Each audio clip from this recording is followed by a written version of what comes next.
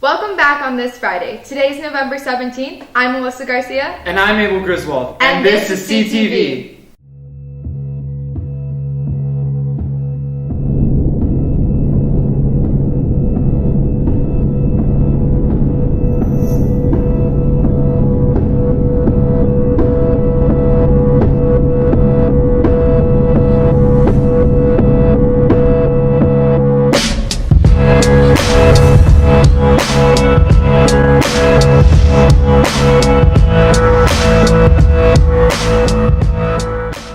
As El Paso continues to grow and develop, some residents are questioning the ethics behind the decision to develop around the Duranguito area. Here's Karina and Gabe with the story.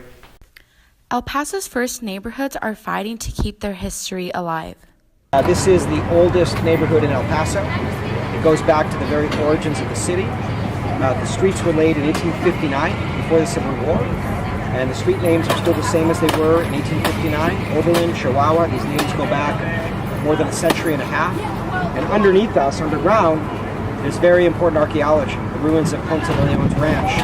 Juan Maria Ponce de Leon established a settlement here north of the Rio Grande in 1827, which is the very first permanent settlement of what would become El Paso. My family, when they came from Durango, actually, in Chihuahua, migrated through this neighborhood. My grandmother lived in this neighborhood briefly before she bought a house and moved to Central. My grandfather lived here when he came back from the Korean War. So I have a personal history here. This is a neighborhood that my family had lived in, had family here in, had networks, had community, had culture here. It was voted on in 2012. It received 143,000 votes, and 103,000 of them for this one proposition for the Multipurpose Special Event Center. We forced the city to build a multi-purpose performing arts and entertainment facility, which is what we voted for, rather than a sports arena. And we prevented the city from issuing certificates of obligation without voter approval to pay for it. Here in El Paso, our concern is preventing the demolition itself.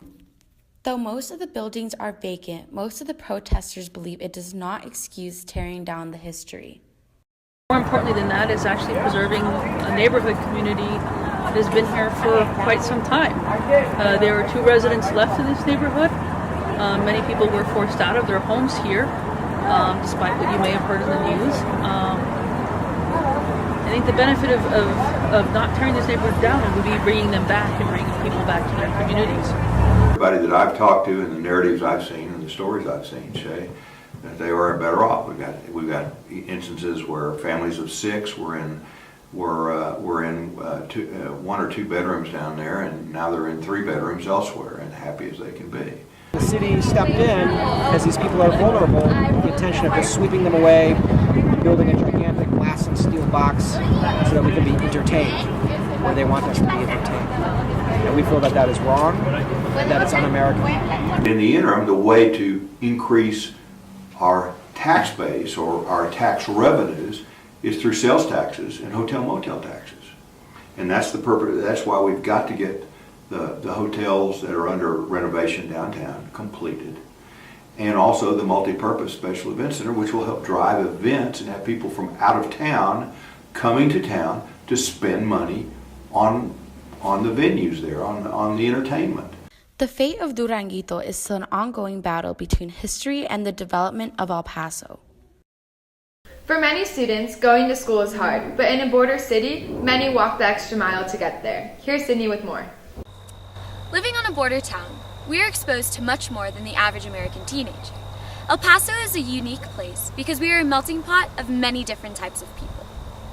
I feel that we are more unique because we are a border city, so we do have a large population coming over, not only from Juarez, Mexico, but Chihuahua, Guadalajara, Durango, I mean all over Mexico. But the thing is that we are a border city, so our population is pretty large.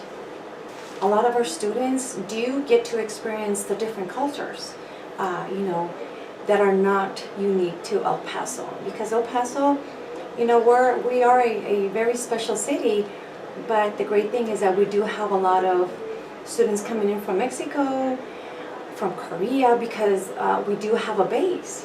We do have Fort Bliss, so we are fortunate that we do have students from all over the world, which makes us very, very unique because our students get to see all the different cultures.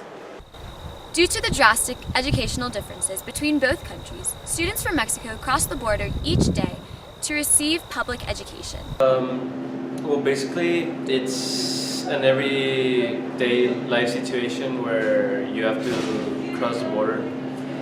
Sometimes I have to wake up earlier to be able to get to school and be here on time, but it can definitely be something hard because there's obviously stuff to do when you're over there, and there's a life, there's stuff that you do with your parents, and you have to do homework, so you end up sleeping even later on, but have to wake up earlier. So I guess it's a hard thing to do. Having an American citizenship helps me come to school in United States, because school in Mexico it's not so good, so I prefer to have a better future here.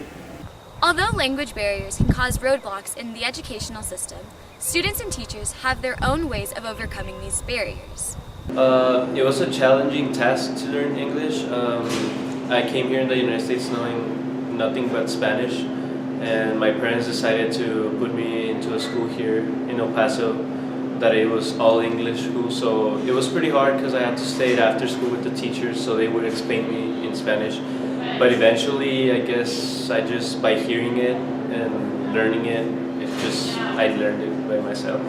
The wonderful thing about Coronado is that we do have the ESOL program. That program is for students who are acquiring the second language, which would be the English.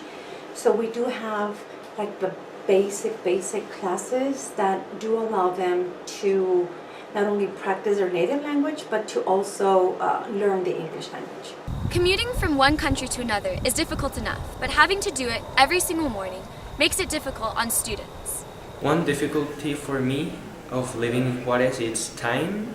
I don't get really much time to go out and do any sport, because it takes me 1 hour and 30 minutes to come here and about 2 hours to come back to my house, so it's difficult for me. Yeah, I think we all, at the end, we all get along and understand our problems of coming here and going back. You usually see it in the mornings or after school. Most of us use the bus, coming here and going back, so I think we all know what we're up to. This is just a small part of what El Paso truly is, and what we know and love. Young bands, singers, and songwriters of the Sun City work hard to progress the music scene. Up next, we have an inside look on what this generation of local musicians has to bring to the table.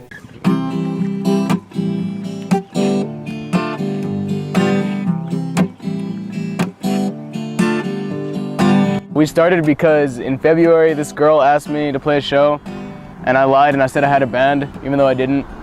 But we went and we played the show, and that's how we started Fat Camp. And we went as Shrek the Third. So that was our OG name. Have you been caught up in all those loves? It's kind of hard to get shows here because we're a local band and we're all really young and everyone doesn't really take you seriously. I mean, it's gotten easier to get shows ever since we released the album, but it's always been kind of tough. We've always kind of just played wherever. If you ask us to play in your backyard, we'll do it. Getting the big venues like Lowbrow and Cherokee Falls, those are kind of tough to get, but I'm sure in time. Yeah. The thing about El Paso, there's not much of a music scene. There definitely is one, but everyone's down to support each other, everyone's been super supportive. All my friends have been crazy supportive. So I guess since we're a new band, we just have a ton of support from all these people that are from here. It's been forever and ever since I've had a chat with you.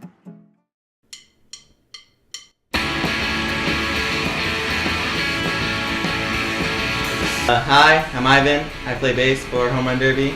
I'm Mark. I play guitar and sing. I'm Joseph and I play the drums.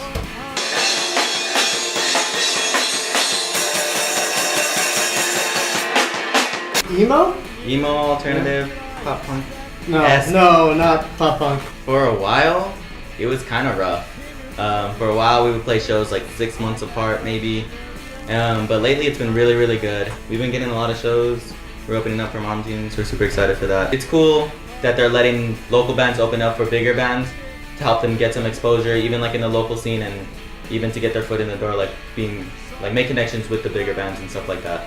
I guess the biggest challenge is, at least at the moment for us right now, is being taken seriously. Because no matter your age or how many people you are in the band, how long you've been in the band, people will just throw you off to the side. You know what I mean? But they don't see your potential or your talent. Money is an issue for equipment. It's a struggle trying to record and stuff like that because we're all kids basically, and getting money to record and buy new pedals and stuff like that. It's just not as easy as it sounds. It's hard here, it's difficult because there's no big music guys here in El Paso, so it's really difficult. It was a lot of work. Before you make friends, it's hard, and then you make friends, everything's easier. We know this guy in this band and he can vouch for us, that he likes us or whatever. We had to make friends, and then through our friends we had to be can you help us get a show at this venue or whatever. And for the future of the El Paso music scene, I think as long as people keep, playing shows downtown at the Lowbrow, I think that it'll stay alive. It's beautiful. It's beautiful what we have here.